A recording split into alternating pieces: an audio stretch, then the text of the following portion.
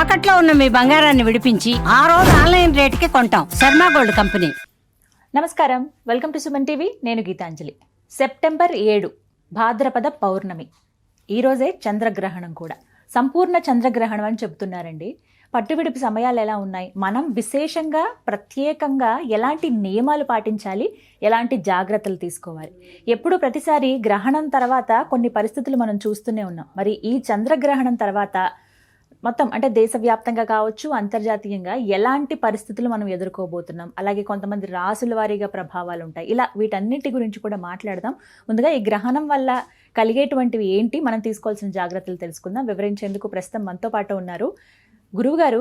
ప్రత్యేకంగా వీరి గురించి చెప్పాలి. సుమన్ టీవీ ప్రేక్షకులకు పరిచయం అవసరం లేదని చెప్తాను. పితృదోషాలకి సంబంధించండి గత 12 సంవత్సరాలుగా విశేషంగా పూజలు చేయించడంతో పాటుగా కొన్నేళ్లుగా చూడొచ్చు వారి రికార్డ్ అయితే 20,000 మందికి పైగా ఆయన జాతకాలు చూసి వాళ్ళల్లో మార్పు తీసుకొచ్చారని చెప్పుకోవచ్చు. చాలామంది వెయిట్ చేస్తూ ఉంటారు, ఇలా గురువుగారితో ఎప్పుడైతే జాతకం చెప్పించుకుందామా, మేము ఇలా పరిహారాలు పాటించడం వల్ల మా జీవితంలో మెరుగుపడ్డామని, ఇలా చేసామని చాలామంది చెప్తూ ఉంటారు. స్వయంగా కామెంట్స్లో చెప్తూ ఉంటారు. ఏ కార్యక్రమం ఉన్నా కూడా రీసెర్చ్ చేసి మరీ చెప్తారు. అలాగే ఈ చంద్రగ్రహణం గురించి కూడా చాలా కూలంకషంగా మనకి ఇప్పుడు వివరించబోతున్నారు. మరి ఆలస్యం చేయకుండా తెలుసుకుందాం. మనతో పాటు ఉన్నారు ప్రముఖ జ్యోతిష్యులు బ్రహ్మశ్రీ నందిభట్ల శ్రీహరి శర్మ గురుగారు. వారితో మాట్లాడదాం. గురుగారు నమస్కారం అండి. వాగర్థావివ సంపృక్తౌ వాగర్థ ప్రతిపత్తయే జగతః పితరౌ వందే పార్వతీ పరమేశ్వరౌ ఆదిత్యాయ చ సోమాయ మంగళాయ బుధాయ చ గురుశుక్రశనిభ్యశ్చ రాహవే కేతవే నమః. శృంగేరి జగద్గురు పీఠాధిపతులు, కంచి పీఠాధిపతులకి నమస్కారములు తెలియజేసుకుంటూ కార్యక్రమాన్ని ప్రారంభిద్దాం. గురుగారు, గ్రహణం అంటేనే ఒక భయం పట్టుకుంటుందండి, ఎందుకో తెలియనిది. మరి ఈసారి ఎలా ఉంది, ఏంటి? సంపూర్ణ చంద్రగ్రహణం అంటున్నారు, వివరాలన్నీ మాట్లాడదాం. తప్పకుండానమ్మా. అంటే మీరు అన్నట్టుగా ఒక మాటకి చెప్పాలి అంటే నిజంగా భయపట్టుకునేటువంటి పరిస్థితులు ప్రస్తుత కాలమాన పరిస్థితులకు ఉన్నాయి. ఎందుకు అనంటే పోయిన ఫాల్గుణ మాసం మార్చి 14 మరియు మార్చి 29 ఈ 2 రోజుల్లో చంద్రగ్రహణము సూర్యగ్రహణం ఏర్పడింది. మన భారతదేశానికి సంబంధం లేకపోయినా దీని తదనంతరం విపత్తులు ప్రపంచవ్యాప్తంగా ఎదుర్కోవాల్సి వస్తుంది. మన భారతదేశం ఏమీ మినహాయింపు కాదు.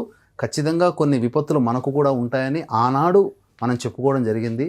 చాలామంది మన భారతదేశానికి కనిపించదు కాబట్టి ఇదంతా సుత్తి సోది తప్ప ఏం లేదు, దీని గురించి పట్టించుకోవాల్సిన అవసరం లేదని అనేక కామెంట్లు పెట్టడం జరిగింది. కానీ వాస్తవ విషయానికి వచ్చేసరికి పెహల్గాం దాడి కావచ్చు, లేకపోతే ఇతరత్ర అనేక ప్రమాదాలు కావచ్చు, వందల మంది వేల మందిని కోల్పోవాల్సినటువంటి పరిస్థితి, అసలు పాకిస్తాన్కి మనకి యుద్ధం వచ్చినటువంటి పరిస్థితి ఏర్పడింది. ఇవన్నీ మన భారతదేశంలో కనిపించకపోయినా ఏర్పడినటువంటి విపరీత పరిణామాలు. అటువంటిది ఈ యొక్క భాద్రపద మాసం పౌర్ణమి రోజున ఏర్పడబోయేటువంటి సంపూర్ణ చంద్రగ్రహణ ప్రభావం మన భారతదేశంలో కనిపిస్తుంది. కాబట్టి వీటికి సంబంధించినటువంటి పూర్తి వివరణలు తెలుసుకొని తగు సూచనలు సలహాలు పాటించి పరిహారాలు ఎవరైతే చేసుకుంటారో వాళ్ళకి ఈ గ్రహణ తదనంతరం వచ్చేటువంటి విపత్తుల నుంచి వాళ్ళకి తప్పకుండా ఉపశమనం లభిస్తుంది. మనం గమనించుకున్నట్లయితే ఈ రోజున మనం గమనిస్తున్నట్లయితే ఈ సాఫ్ట్వేర్ జాబుల్లో చేసేటువంటి వాళ్ళకందరికీ లైఫ్లో అనిశ్చితి ఈ గ్రహణం తర్వాతనే కదా ఏర్పడింది ప్రపంచవ్యాప్తంగా. అది దీనికి ముఖ్య కారణం అమెరికాలో ఈ 2 గ్రహణాలు కనబడ్డాయి. ఈ అమెరికాలో ఈ 2 గ్రహణాల సందర్భంలోనే ట్రంప్ ఎలక్షన్ అనేటువంటిది ఎలక్ట్ కావడము, తదనంతరం ఆయన తీసుకున్న నిర్ణయాల వల్ల ఇప్పుడు అమెరికా యొక్క పరిస్థితి ఏ విధంగా ఉంటుంది అనేటువంటిది మనం చూస్తూనే ఉన్నాం. పరిస్థితులు ఇలా ఉంటాయండి. నిజమే, మీరు అన్న మాట కూడా కరెక్టేనండి. గతసారి ఎప్పుడైనా పోల్చుకుంటాం అంటే ఇంతకు ముందు రోజుల్లో అయితే గ్రహణం కదా ఏముందిలే, అవి జరుగుతూ ఉంటాయి, అది ప్రక్రియ అనుకుంటాం. కానీ ఆ ప్రభావాలు చూశాక భయం అనేది పట్టుకుంటాం. ఖచ్చితంగానమ్మా. మరి ఈసారి పట్టువిడుపు సమయాలు భారతదేశంలో ఖచ్చితంగా కనపడుతుంది అంటున్నారు. తీసుకోవాల్సిన జాగ్రత్తలు, నియమాలు, ఇలా చాలా సందేహాలు ఉన్నాయండి. అవన్నీ ఒక్కొక్కటిగా అడుగుతాను. ముందుగా వీటి గురించి వివరించండి. పట్టు విడుపు సమయాలు కనుక చూసుకుంటే 9:57 ఈ సంబంధించినటువంటి గ్రహణం ప్రారంభమవుతుంది. మధ్య మోక్షకాలము 11:52 రాత్రి, దాదాపు 8 నుంచి 10 నిమిషాల పాటు ఆ విధంగా. అంటే మోక్షకాలం అంటే ఏంటి? సంపూర్ణముగా చంద్రుడు కనబడనటువంటి పరిస్థితి. ఇది దాదాపు 8 నుంచి 10 నిమిషాల దాకా ఉంటుంది, చాలా అతి సుదీర్ఘంగా. తర్వాత 1:27 వరకు ఈ యొక్క గ్రహణ ప్రభావం ఉంటుంది. అంటే దాదాపుగా 3 గంటల 10 నిమిషాలమ్మా. 3 గంటల 10 నిమిషాలు సుదీర్ఘమైనటువంటి చంద్రగ్రహణం, సంపూర్ణ చంద్రగ్రహణం భారతదేశం అంతటా కూడా వ్యాపించి కనిపిస్తూ వస్తుంది. ప్రపంచవ్యాప్తంగా శాతం మంది ప్రజలకి ఇది కనిపిస్తుంది. అయితే కనిపించినటువంటి ప్రదేశంలో ఆచార వ్యవహారాలు పాటించాలి. కానీ ప్రపంచవ్యాప్తముగా ఈ గ్రహణ ప్రభావము తదనంతరం కొంత పరిణామాలు సృష్టిలో చోటు చేసుకుంటాయి. ఎందుకు అనంటే గత మార్చి నెలల్లో ఒకే నెలలో, అంటే మార్చి అంటే తెలుగు సంవత్సరాల ప్రకారం ఫాల్గుణ మాసంలో 2 గ్రహణాలు ఒకే నెలలో సంభవిస్తే ఈ యొక్క భాద్రపద మాసంలో కూడా 2 గ్రహణాలు ఈ యొక్క మాసంలో ఏర్పడబోతున్నాయి. 21వ తారీఖు అమావాస్య మనకు లేకపోయినప్పటికీ సంపూర్ణ చంద్రగ్రహణం అయిన తర్వాత 21 సెప్టెంబర్ రోజున చూడామణి నామక కేతుగ్రస్త సూర్యగ్రహణం ఏర్పడుతుంది. 21వ తారీఖు మనకు మనకు కనిపించదు. ఆచార నియమాలు పాటించలేదు, అవసరం లేదు.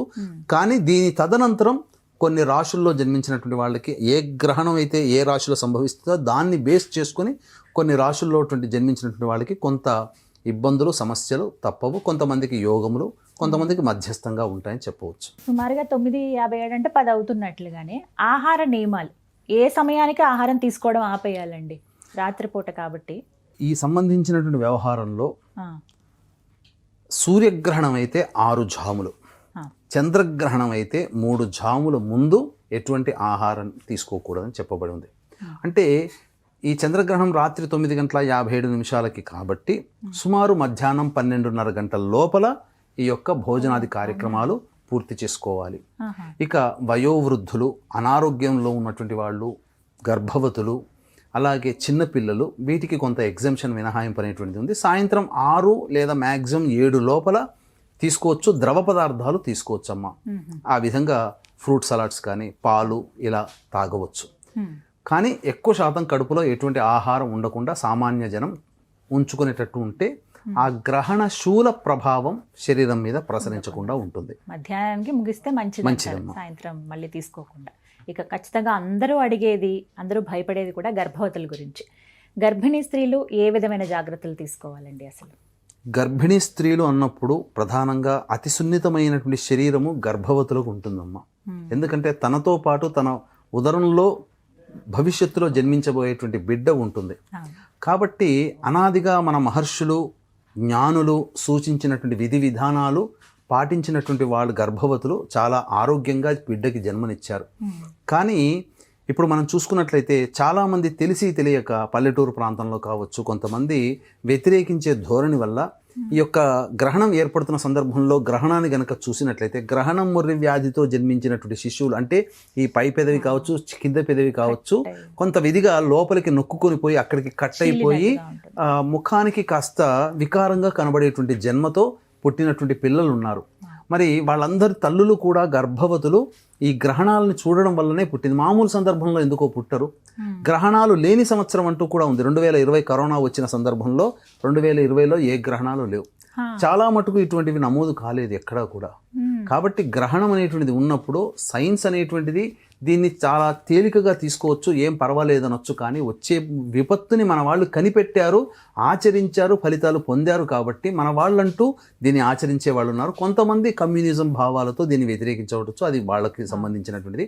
కాకపోతే గర్భవతులకి సంబంధించి ఒకప్పుడు ఉన్నటువంటి ఆచారం ఏంటంటే ప్రధానంగా ఇంటి తలుపులన్నీ మూసివేసి, కిటికీలు కూడా అన్నీ మూసివేసి హాయిగా నిద్రపోమ్మా, లేదా దైవనామ స్మరణ చేసుకుంటూ ఉండమ్మా, హాయిగా ఉండమ్మా, కానీ నిద్రపోకుండా ఉండు అని చెప్పబడేటువంటిది. కానీ ఈ మధ్య కొంతమంది తలకోక ఆలోచన అన్నట్టుగా, తనకు తోచిందే పైత్యం అన్నట్టుగా ఎవరికి తోచింది వాళ్ళు చాలా భయభ్రాంతులకు గురి చేసేసి ఈ గర్భవతులని అంటే ఒక చోట కట్టి ఎక్కడా కదలకుండా ఒక్క చోట కూర్చున్నట్టుగానే కూర్చొని శ్వాస కూడా తీసుకోకుండా నిలబడాలి గ్రహణం అంతసేపు అన్నట్టుగా భయపెట్టారు. ఒకవైపు తిరిగి పడుకోవాలి. గర్భవతుల యొక్క సంబంధించినటువంటి ఆచార వ్యవహారాల్లో నాన్ హిందూస్ ఇలా చెప్పారమ్మా. మన సనాతన ధర్మంలో ఎవ్వరూ కూడా గర్భవతుల్ని ఇలా కట్టిపడేసేటట్టుగా లేదు. కాకపోతే ఆ సమయం అనేటువంటిది విషవాయువులు, ఎందుకనంటే ఎక్స్రేస్, గామా రేస్ అనేటువంటివి, అల్ట్రావైలెట్ రేస్ అనేటువంటివి భూమి మీదకి నేరుగా ప్రసరించేటువంటి సమయం విషవాయువులు ప్రసరిస్తాయి. కాబట్టి ఆ విషవాయువులు ఏవి కూడా ఇంట్లోకి ప్రవేశం చేయకుండా కిటికీలు, తలుపులు అన్నీ మూసివేసి ఉండేవాళ్ళు. తదనంతరం అంటే ఇక్కడ ఏంటంటే ఆ సమయం అంతా కూడా దైవనామస్మరణ చేసుకుంటూ ఉంటే ఏ రకమైనటువంటి ఇబ్బంది ఉండదు. అని మనకు శాస్త్రం చెప్పడం. కాబట్టి అందరూ కూడా వీక్షించేటువంటి ప్రేక్షకుల్లో గర్భవతులు గనక ఉన్నట్లయితే మొదటి నెల నుంచి నెలలు నిండినటువంటి గర్భవతులు అందరూ కూడా ఈ నియమాన్ని పాటించండి. ఎక్కువగా భయపడకండి. ఒకే చోట కూర్చోవాలనో మీరన్నట్టుగానమ్మా ఒకవైపే తిరిగి పడుకోవాలి, ఒకవైపే శ్వాస తీసుకోవాలి, ఇవన్నీ కాదమ్మా. మనకి ఇష్టం వచ్చినట్టుగా హాయిగా ప్రశాంతంగా దైవ ధ్యానంలో ఉండవచ్చమ్మా, తప్పులేదు. కాకపోతే గాలి పీల్చకూడదు, బయటికి వెళ్ళి తిరగకూడదు, అంతే. హాయిగా రెస్ట్ తీసుకోమని చెప్పండి. మిగతా తప్పకుండా. గురుగారు, దర్భ ప్రధానంగా ఈ గ్రహణం టైంలో చూస్తాం. అయితే ఆహార పదార్థాల్లో చాలామంది ఏంటంటే అంత ఒక్కొక్క డబ్బా తీసి అందులో వేయాల్సిన అవసరం లేదండి, ఇలా ఒక షెల్ఫ్ ఉంటే అక్కడ పెట్టేయటము ఇలా చూస్తారు కొంతమంది. బాగా అంటే నిల్వ ఉండే పదార్థాలపైన ఎక్కువగా పెడతారు. పచ్చళ్ళు మరి ముఖ్యంగా వాటిల్లో వేస్తూ ఉంటారు, పప్పులు కానీ బియ్యం కానీ. ఇలా ముఖ్యంగా ఖచ్చితంగా వీటిల్లో ఉండాల్సిందే అనే వస్తువులు ఏమైనా ఉన్నాయండి? అన్నీనా? అంటే ప్రధానంగా నిల్వ ఉంచబడినటువంటి పదార్థాలు ఏవైతే ఊరగాయలు మాగాయలు ఉంటాయి కదమ్మా, వాటిట్లో అలాగే బియ్యంలో మనం నిత్యం వండుకునేటువంటి బియ్యం డబ్బాలో ఏదైనా ఇతర ఆహార పదార్థాల విషయంలో, మనం ప్రతిరోజు నీరు తాగేటువంటి విషయంలో, అలాగే ఇంటిపైన ట్యాంక్స్ ఉంటాయి, వాటర్ ట్యాంక్స్, అందులో ఈ యొక్క దర్భల్ని వాడాలి. అయితే దర్భల విషయంలోకి వచ్చేసేసరికి చాలామందికి కన్ఫ్యూజన్ ఏంటంటే గరికను కూడా దర్భ అనుకుంటారు. గరిక వేరు, దర్భ వేరు. కాబట్టి పచారీ షాపుల్లో కానీ లేదా పూజా స్టోర్లో కానీ అడిగితే ఒక 20-30 రూపాయలు పెడితే దర్భ దొరుకుతుంది. ఆ దర్భని కట్ట ఇస్తారు. ఆ దర్భని ప్రతి నిలువ ఉన్నటువంటి పదార్థాల్లో, నీటిలో, అలాగే ప్రధానంగా ఈ సంబంధించినటువంటి దేవతా మందిరంలో ప్రతి పటముకి. ఎందుకనంటే మనము 20-30 సంవత్సరాలుగా ఒకే చిత్రపటాలు, ఒకే విగ్రహాల్ని మనం పూజిస్తున్నాం కదా.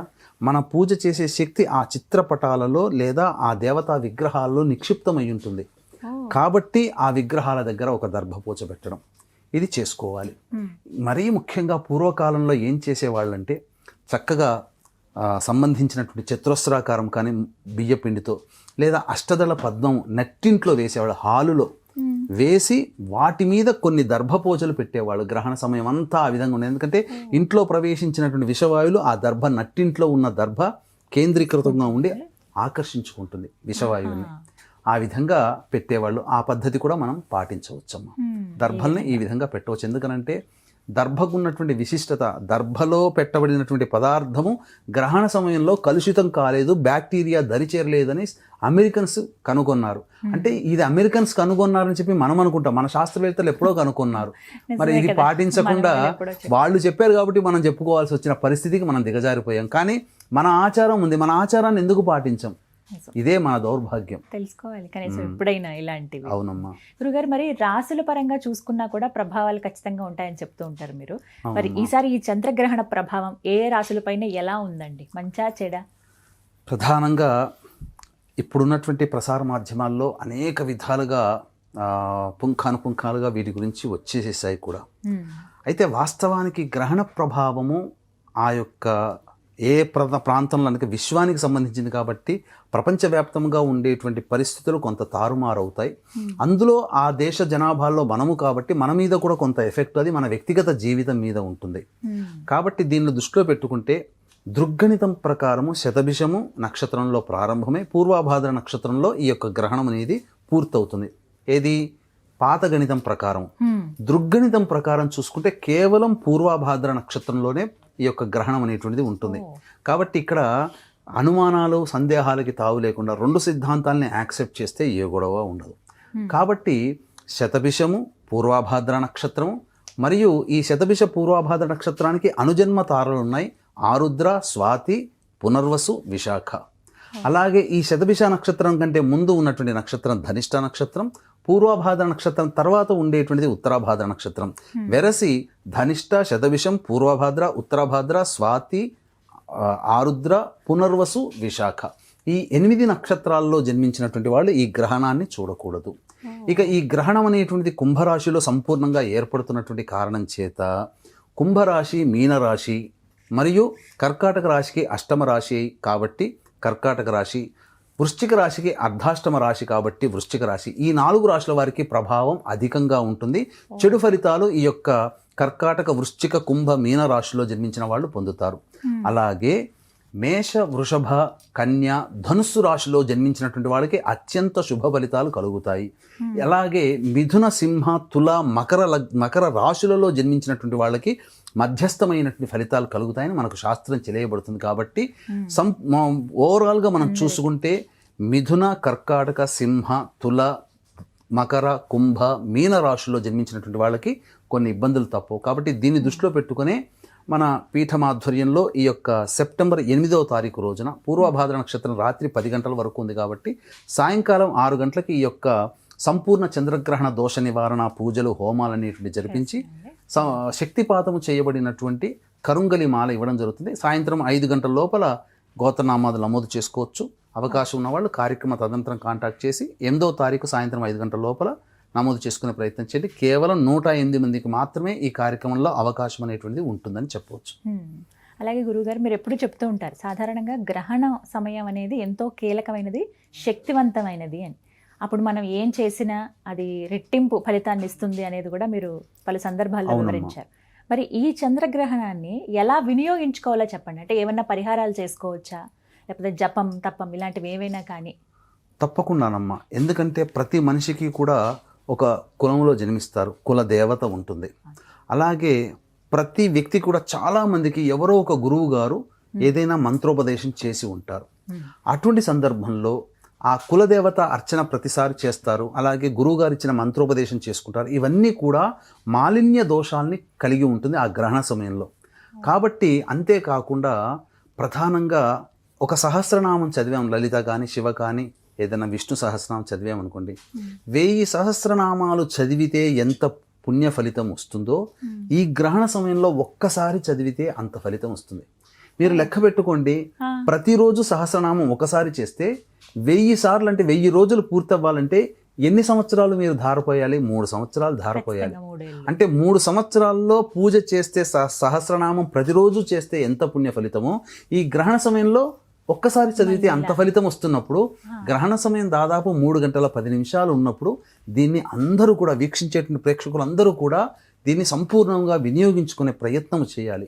అందులో భాగంగా ప్రధానంగా గ్రహణానికి ఉన్నటువంటిది పట్టు విడుపు అనేటువంటిది ప్రధానం. కాబట్టి 9 గంటల 57 నిమిషాలకి అన్నప్పుడు 9 గంటల 50 నిమిషాలకి లేదా 55 నిమిషాలకి బాత్రూమ్కి వెళ్ళి స్నానం అనేటువంటిది ప్రారంభం చేయాలి. పట్టు ఉన్నప్పుడు స్నానం ఆచరిస్తాం, బయటికి వస్తాం. రాగానే శుభ్రమైనటువంటి వస్త్రములు కట్టుకొని గురువు గారు ఇచ్చిన మంత్రోపదేశము కానీ, లేకపోతే ఇష్టదేవత లేదా కులదేవత ఆరాధన, లేదా ఇష్టమైనటువంటి దేవతా సహస్రనామ పారాయణము, కవచ పారాయణాలు, స్తోత్రాలు ఇవన్నీ కూడా ఆ యొక్క 1 గంట 20 నిమిషాల వరకు చేసుకోవచ్చు. చేసుకున్న తదనంతరం 1 గంట 20 నిమిషాలకి లేదా 23 నిమిషాలకి మళ్ళీ బాత్రూమ్కి వెళ్ళి విడుపు స్నానం అనేటువంటిది ఆచరించాలి. ఇక ఈ సందర్భంలో ఈ పట్టుకి విడుపుకి మధ్య ఉన్నటువంటి సమయంలో బ్రాహ్మణులు గనక నిజంగా అవైలబుల్ గనక ఉన్నట్లయితే ఈ చెప్పబడినటువంటి సోకాల్డ్ కర్కాటక, వృశ్చిక, కుంభ, మీన రాశుల్లో జన్మించిన వాళ్ళు, అలాగే సింహ మరియు మిథున, తుల, మకర రాశుల్లో జన్మించినటువంటి వాళ్ళు ప్రధానముగా ఒక కాంస్య పాత్ర కానీ, లేకపోతే సంబంధించినటువంటి మట్టి పాత్ర కానీ లేదా ఇత్తడి పాత్ర కానీ తీసుకొని అందులో వెండి చంద్రబింబము, వెండి నాగబింబము, వెండి సూర్యబింబము అనేటువంటిది వేసి అది మునిగేంత వరకు ఆవు నెయ్యి వేసి తదనంతరం ఆ యొక్క పాత్రని వస్త్ర సహితముగా బియ్యము మరియు మినుములు అనేటువంటిది పెట్టి, కొంత నల్ల నువ్వులు, బియ్యము, మినుములు వస్త్ర సహితంగా పెట్టి ఆ యొక్క పాత్రలో ఆవు నేతిలో ఎవరైతే దోషంతో బాధపడుతున్నారో వాళ్ళు ముఖాన్ని చూసుకొని తదనంతరం బ్రాహ్మణుడి గనక దానం చేసినట్లయితే ఈ యొక్క గ్రహణ దోషం అనేటువంటి సంపూర్ణంగా తొలగిపోతుంది. ఎవరికి వాళ్ళు ఇంటి దగ్గర చేసుకోగలిగేటువంటి పరిహారం కాబట్టి చక్కగా చేసుకోవచ్చు. ఇక విడుపు తదనంతరం మళ్ళీ ఇంట్లో అంతా కూడాను శుభ్రపరచుకోవాలి. ఏ సమయానికండి? ఇంకా ఉదయం లేచి 6ంటికి ఎలాగో లేస్తారు, 5-6 గంటలకు లేస్తారు కాబట్టి ఆ సమయం నుంచి ఇంకా స్నానాలు అవి చేసేసుకోవచ్చా? చేసుకోవచ్చమ్మా. ఈ యొక్క గ్రహణ వేద సూర్యోదయం వరకు కూడా ఉంటుంది కాబట్టి అవకాశం ఉంటే ఇక 1:30 తర్వాత మళ్ళీ స్నానం ఆచరించి మళ్ళీ నిద్రపోవాలని ఉండదు కదా, ఏదో ఒక పని. కాబట్టి దీనికి సంబంధించి పట్టు విడుపుకి ముందు, పట్టు కంటే ముందు ఒకసారి జాడి కట్టతో, చీపురు కట్టతో ఇల్లంతా శుభ్రపరచుకొని ఎటువంటిది లేకుండా ఉండి విడిచిన తదనంతరం స్నానం ఆచరిస్తాం కదా, తదనంతరం చక్కగా ఇంటినంతా కూడాను శుభ్రమైనటువంటి నీటిలో యాలకుల పొడి, పచ్చకర్పూరం పొడి, జాజికాయ, జాపత్రి, కుంకుమ పొడి, పసుపు, మాను పసుపు అని అంటారు, తర్వాత గోపంచకం, ఇవన్నీ కలిపి చక్కగా ఆ ఇంటినంతా బట్టతో మాఫ్తో గనక శుభ్రంగా తుడిచిపెడితే ఇంట్లో ఉన్నటువంటి నెగిటివ్ ఎనర్జీ పూర్తిగా వెళ్ళిపోతుంది. ఇక దేవాలయంలో కనుక మందిరంలో ఉన్నటువంటి చిత్రపటాలు, విగ్రహాలని, చిత్రపటాలు అన్నింటినీ కూడా తడిగుడ్డతో క్లీన్గా తుడిచేసేసి చక్కగా అలాగే విగ్రహాలని కుంకుడుకాయ రసంతో కానీ లేదా చింతపండు రసంతో కానీ లేదా నిమ్మపండు రసంతో కానీ విగ్రహాలని అంతా కూడా తుడిచి చక్కగా అంతా అయిపోయేసరికి 3-3:30 అవుతుంది బ్రహ్మ ముహూర్త కాలం. చక్కగా మళ్ళీ అదంతా అయిన తర్వాత మళ్ళీ అవకాశం ఉంటే మళ్ళీ స్నానం చేసి చక్కగా దీపారాధన చేసి చక్కగా విష్ణు సహస్రనామం, లలితా సహస్రనామ పారాయణం చేసుకుంటే సూర్యోదయం అయిపోతూనే ఉండే చక్కగా చేసుకోవచ్చు. ఇటువంటి సమయం మళ్ళీ రాదు. ఎప్పుడో ఈ సంవత్సరంలో 2025లో ఇదేనమ్మా, తర్వాత ఇంకా లేదు, మళ్ళీ ఇంకా గ్రహణం లేదు, మళ్ళీ మాఘమాసంలో ఉంది, అది అంతేనమ్మా. అందుకని ఇలా చేసుకుంటే చాలా మంచిది. ఇల్లంతా కూడా ముఖ్యంగా ఆ సంబంధించినటువంటి ప్రాతకాలంలోనే ఆ ఇల్లంతా కడుగుతారు కదా, మళ్ళీ ఇల్లంతా కూడా స్వచ్ఛమైనటువంటి సువాసనతో కూడుకున్నటువంటి ధూపం అనేటువంటిది ఇల్లంతా ఉండాలి. ఏదైతే విషవాయువులు ప్రవేశించాయో ఆ విషవాయువుల్ని మళ్ళీ తిరిగి ప్రాళద్రోలే శక్తి ఈ యొక్క ధూపానికి ఉంటుంది. కాబట్టి ధూపం అనేటువంటిది చక్కగా చేసుకుంటే మంచిది. ఇక గణపతి నవరాత్రులు చాలా వైభవంగా జరుగుతున్నాయి. అయితే చాలా మంది ఈసారి ఏం చెప్తున్నారంటే చంద్రగ్రహణం ఉంది కాబట్టి 9 రోజుల్లోనే మీరు నిమజ్జనానికి పంపించేయండి గణపతిని అని చెప్తున్నారండి. 11 రోజులు ఉంచొద్దా? అసలు ఎప్పుడు నిమజ్జనాలు చేయాలి?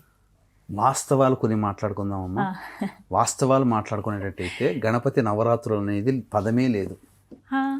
ఉన్నవే 4 నవరాత్రులు: ఆషాఢ గుప్త నవరాత్రులు, శ్యామ నవరాత్రులు, వసంత నవరాత్రులు, దుర్గా నవరాత్రులు. ఇవి 4. గణపతి నవరాత్రులు ఎందుకు వచ్చిందనంటే మనకు పూర్వం స్వాతంత్ర్యం రాకముందు బ్రిటిష్ వాళ్ళు షూటెడ్ షాట్ ఆర్డర్ పెట్టారు. ఎక్కడ 3 మించి ఒక చోట కలిశారు అని అంటే వాళ్ళని చంపేయండి అని చెప్పి.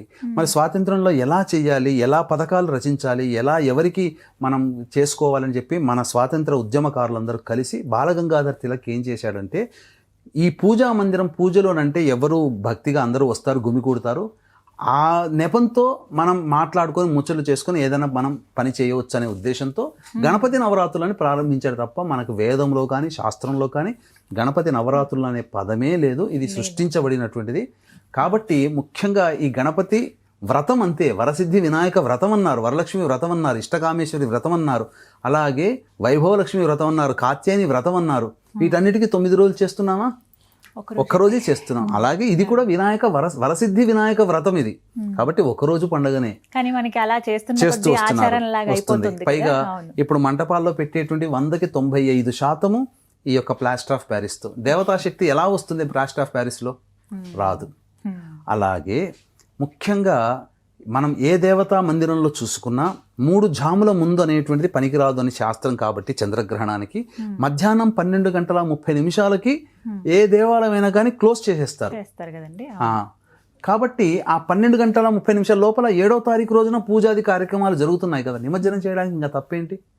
కాబట్టి నిరభ్యంతరంగా చేసుకోవచ్చు, తప్పేమీ లేదమ్మా. అయితే అనంత పద్మనాభ చతుర్దశి కాబట్టి ముందు రోజు అదేమీ సంబంధించినటువంటి దేవతా ప్రతిష్ట, అసలుకి విగ్రహాలకు ఎక్కడా నిమజ్జనం లేదమ్మా. మనం చేస్తున్నాం అంతే. విగ్రహాలకి, ప్రతిష్ఠించిన విగ్రహాలకి లేదు ఇది. కాబట్టి మనం పెట్టుకున్నాం కాబట్టి తీసివేయాలి. కాబట్టి ఇది ఆచారంలో భాగంగా వచ్చిందే. కానీ ముఖ్యంగా వీటికి నవరాత్రులు అనేటువంటిది 9 రోజులు అనేటువంటి చేశారు. 6వ రోజు వస్తుందండి చతుర్దశి, 6వ తారీఖు. 6వ తారీఖు వస్తుంది. 6వ తారీఖు చేసుకోవచ్చు, నిమజ్జనం చేసుకోవచ్చు, తప్పులేదు. ఖైరతాబాద్ వినాయకుడు, పెద్ద వినాయకుడు పెట్టేవాళ్ళంతా 6వ తారీఖే చేస్తున్నారు. కాబట్టి దీంట్లో ఏం తప్పులేదు, ఇబ్బంది ఏం లేదంటారు. మొత్తం మీద ఈ గ్రహణం భయపడకుండా పాటించాల్సిన నియమాలు పాటించి జాగ్రత్తలు అయితే తీసుకోవాలంటే. గురుగారు, మన వాళ్ళు దేశ విదేశాల్లో చాలా ప్రదేశాల్లో ఉన్నారు. మరి వారు ఈ చంద్రగ్రహణం సమయంలో ఎటువంటి నియమాలు పాటించాలంటారు? మనం చెప్పుకోవాలి అని అంటే గత మార్చి నెలలో ఏర్పడినటువంటి 2 గ్రహణాలు, సంపూర్ణ చంద్ర సూర్యగ్రహణాలకు సంబంధించి చూసుకుంటే అమెరికా వంటి దేశాలలో ఈ గ్రహణ ప్రభావం కనిపించింది. కాబట్టి ఆయా దేశాల వాళ్ళు పాటించారు ఆచార నియమాలు. గ్రహణం అనేటువంటిది ఎక్కడ ఏ ప్రాంతంలో కనిపిస్తుందో, ఏ దేశంలో కనిపిస్తుందో ఆ దేశానికి సంబంధించినటువంటి ప్రజలు ఆచార నియమాలు పాటించాలి. కానీ దీనికి సంబంధించినటువంటి తదనంతరం వచ్చేటువంటి పరిణామాలు ఏ రాశుల్లో జన్మిస్తారో అది ప్రపంచవ్యాప్తంగా కనిపించకపోయినా ప్రపంచవ్యాప్తంగా అందరికీ ఉపకరిస్తుంది. అందరూ దీన్ని నియమాన్ని పాటించాల్సిందే, ఆచార సాంప్రదాయాన్ని పాటించాల్సిందే లేదు. కాబట్టి వీక్షించేటువంటి ప్రేక్షకులు కూడా అమెరికా, మిడిల్ ఈస్ట్ కంట్రీస్, ఇలాంటి తదితర దేశాల్లో ఉన్న వాళ్ళు ఎవ్వరూ కూడా ఈ యొక్క గ్రహణానికి సంబంధించినటువంటి కనిపించదు కాబట్టి వాళ్ళు ఏమీ నియమాలు పాటించాల్సిన పని లేదు. కానీ రేపు 21 సెప్టెంబర్ రోజున వచ్చేటువంటి కేతుగ్రస్త సూర్యగ్రహణం ఏదైతే ఉందో అది న్యూజిలాండ్, ఆస్ట్రేలియా, అంటార్కిటికా ఖండము, ఫిజీ వంటి దేశాలలో ఈ యొక్క గ్రహణం ఏర్పడుతుంది. కాబట్టి ఆస్ట్రేలియా సంబంధించి న్యూజిలాండ్, ఫిజీ దేశాలలో, అంటార్కిటికా ఖండంలో ఉన్నటువంటి దేశాల్లో ఉన్న వాళ్ళు ఎవరైతే ఉంటారో వాళ్ళకి మాత్రం సూర్యగ్రహణ ప్రభావం ఉంటుంది. కాబట్టి వాళ్ళు ఆచార నియమాలు అప్పటి ప్రాంతాన్ని బట్టి ఆ సమయాన్ని బట్టి చేసుకోవాలి. కాబట్టి సర్వే సర్వత్రా ఈ 2 గ్రహణాలు ఒకే నెలలో భాద్రపద మాసం వస్తుంది. భాద్రపద మాసం అంటేనే మహాలయము, లయం చేసుకునేటువంటిది. కాబట్టి భవిష్యత్తులో సంబంధించి కొన్ని విపరీత పరిణామాలు కొంత మనం చవి చూడక తప్పదు అని చెప్పవచ్చమ్మా. చాలా జాగ్రత్తలు అయితే చెప్పారు, తీసుకోవాలమ్మా. అయితే ఇంకా ఏమైనా పరిహారాలు చేసుకుంటే మంచిదంటారా? మానమాతృగా అంటే ఏదో ఒక తపన తాపత్రయం ఉంటుంది, ఒక భయం ఉంది, అలాగే బాధ్యతగా ప్రతి ఒక్కరూ ఆచరించవలసింది ఏంటండి? అంటే ఇంతకుముందు చెప్పుకున్నట్టుగా గ్రహణం అనేటువంటిది ఒకసారి సహస్రనామం చదివితే 1000 సార్లు సహస్రనామం చదివిన ఫలితం వస్తుంది. కాబట్టి మనము సాధారణంగా ఆ సమయాల్ని మనం వదులుకోకూడదమ్మా. కాబట్టి చాలామంది ఇప్పుడున్నటువంటి పరిస్థితుల్లో నరఘోష, నరదృష్టి, అలాగే ప్రయోగ బాధలకు ఎక్కువగా గురవుతున్నారు చాలామంది. ప్రతి కుటుంబంలో ఈ ప్రయోగ బాధలు, ఇటువంటి కారణాల వల్ల దాని నుంచి రక్షించుకోవాలి, మన మీద ఉన్నటువంటి ప్రయోగం తొలగిపోవాలి అని అంటే ఖచ్చితంగా గ్రహణ సమయంలో నృసింహదేవత ఉపాసన కానీ, సుదర్శని దేవత ఉపాసన కానీ, ప్రత్యంగిర దేవత కవచ పారాయణం కానీ చేసుకోవాలి. ప్రతి వ్యక్తికి కూడాను ఆ యొక్క ప్రయోగం అనేటువంటిది తొలగిపోతుంది. ఇక తదనంతరం చాలామంది ఆ యొక్క సమయంలోనే దానాది కార్యక్రమాలు చేయాలి. కానీ దానాది కార్యక్రమాలు చేయడానికి మధ్యరాత్రికి అందరికీ ఓపిక ఉండదు. కాబట్టి తెల్లవారే, ఎందుకనంటే గ్రహణం ఏర్పడుతున్నటువంటి నక్షత్రం పూర్వభాద్ర నక్షత్రము మరుసటి రోజు అనగా 8వ తారీఖు రాత్రి 10 గంటల వరకు కూడా ఉన్నటువంటి సందర్భంలో ఆ యొక్క గ్రహణ నక్షత్రం అప్పటి వరకు ఉంటుంది. కాబట్టి 8వ తారీఖు రోజున ఉదయాన్నే లేవగానే కాలకృత్యాదులు తీర్చుకొని చక్కటి మట్టి పాత్ర కానీ, కాంస్య పాత్ర కానీ, ఇత్తడి పాత్ర కానీ, ఒక చిన్న ప్లేట్ లాంటిది బౌల్ లాగా ఉంటే సరిపోతుంది, తీసుకొని అందులో వెండి చంద్రబింబము, వెండి సూర్యబింబము మరియు ఈ వెండి సంబంధించినటువంటి సర్పబింబము ఇవి వేసి అది మునిగిపోయేంత వరకు ఆవు నెయ్యి వేసి, అలాగే శక్తి గనక ఉంటే బియ్యము కిలోంబావు, మినుములు కిలోంబావు, నల్ల నువ్వులు కొన్ని, తరువాత ఒక శ్వేత వస్త్రము, ఇవన్నీ ఒక చాటలో పెట్టి దానిపైన ఇస్తరాకు వేసి ఆ విస్తరాకు పైన ఈ చెప్పబడినటువంటి బింబాలతో నిండి ఆవు నెయ్యితో నిండిన పాత్రను పెట్టి సంకల్పం బ్రాహ్మణి ద్వారా చెప్పించుకొని తదనంతరం తన యొక్క ముఖాన్ని ఏ దోషంతో బాధపడుతుంది, దోషం ఉన్నా లేకపోయినా 12 రాశుల్లో జన్మించిన వాళ్ళు తీసుకోవచ్చు. దీని ప్రకారం సంపూర్ణ చంద్రగ్రహణ ప్రకారం అయితే మిథున, కర్కాటక, సింహ, తుల, మకర, కుంభ, మీన రాశుల్లో జన్మించిన వాళ్ళు చెప్పబడి ఉంది. నా లెక్క ప్రకారం అయితే ఒక్కొక్క రాశిలో జన్మించిన వేరే వేరే లగ్నాల్లో జన్మించి ఉంటారు. కాబట్టి 12 రాశులలో జన్మించినటువంటి వాళ్ళకి కూడా కొంత దోషం అనేటువంటిది ఆపాదించబడుతుంది. ఈ 12 రాశుల్లో జన్మించినటువంటి వాళ్ళు ప్రతి కుటుంబంలో అయితే అందరూ కూడా ఆ యొక్క ముఖములో ఆ బింబము, ఆ యొక్క ఆవు నేతిలో ముఖము చూసి బ్రాహ్మణుని దగ్గరికి వెళ్ళైనా లేదా బ్రాహ్మణుని ఇంటికి పిలిపించైనా కానీ సంకల్పము చెప్పి దక్షిణ సహితముగా దానము చేసి స్వయం పాక దానం గనక చేసినట్లయితే తప్పకుండా గ్రహణ దోషం అనేటువంటిది తొలగిపోతుంది. ఈ గ్రహణ తదనంతరం ఏమవుతున్నాయంటే చాలామంది జీవితాలలో కొన్ని ఇబ్బందులు అనేటువంటివి రావచ్చు. ఎటువంటి ఇబ్బందులు? ముఖ్యంగా ఉద్యోగంలో చేసుకునే వాళ్ళకి ఇబ్బందులు, వ్యాపారంలో నష్టాలు, దాంపత్య జీవితంలో నష్టాలు, అలాగే డబ్బులిచ్చి నష్టపోవడం కానీ, అవమానాలు ఎదుర్కోవడం కానీ, లేకపోతే అనుకున్న పని తొందరగా కాలేకపోవడం కానీ, ఇవి అన్నీ కూడా గ్రహణ తదనంతరం అనేటువంటిది ఏర్పడబోతున్నాయి. కాబట్టి అన్ని రాశుల్లో జన్మించినటువంటి వాళ్ళు ఈ చెప్పిన విధానాన్ని పాటించవచ్చు. దీని యొక్క ప్రభావము దీపావళి వెళ్ళి కార్తీక మాసం అయ్యేంత వరకు కూడా దీని ప్రభావాన్ని మనం చవి చూడక తప్పదు. ఈ గ్రహణ తదనంతరం ఒకే నెలలో 2 గ్రహణాలు వస్తున్నాయి. కాబట్టి భవిష్యత్తు డిసెంబర్ మాసం లోపల ఏదైనా కానీ, ముఖ్యంగా ఈ సంబంధించినటువంటి వాయుతత్వ రాశిలో గ్రహణం ఏర్పడుతుంది, అలాగే అగ్నితత్వ రాశిలో ఏర్పడబోతుంది. కాబట్టి వాయువు, అగ్ని రెండూ కలిస్తే వచ్చేటువంటి నష్టము శరీరంలో ప్రధానంగా మానవ శరీరంలో జ్వరముల వంటి వాటి వ్యాధులు అనేటువంటి ప్రబలే అవకాశం ఉంటుంది. అలాగే వాయువు అంటే వైరస్సు. కాబట్టి జ్వరంతో ఎక్కువగా చాలామంది పీడితులవుతారు దీని ప్రకారము డిసెంబర్ నెల లోపల అని వాతావరణ కాలుష్య ప్రభావం కూడా ఉంటుంది. కాబట్టి వ్యక్తిగతంగా సంబంధించిన అన్ని రాశుల వాళ్ళు చెప్పిన పరిహారాన్ని పాటించడం. ఏ వ్యక్తికైనా ఏ సమస్యకైనా 2 రకాల పరిష్కారాలు ఉంటాయి. మానవ పరిష్కారం అంటే ఇప్పుడు చెప్పిన విధంగా మీకు చేసుకునేటువంటిది. దైవ పరిష్కారంలో భాగంగా అందరూ ఈ యొక్క సంబంధించినటువంటి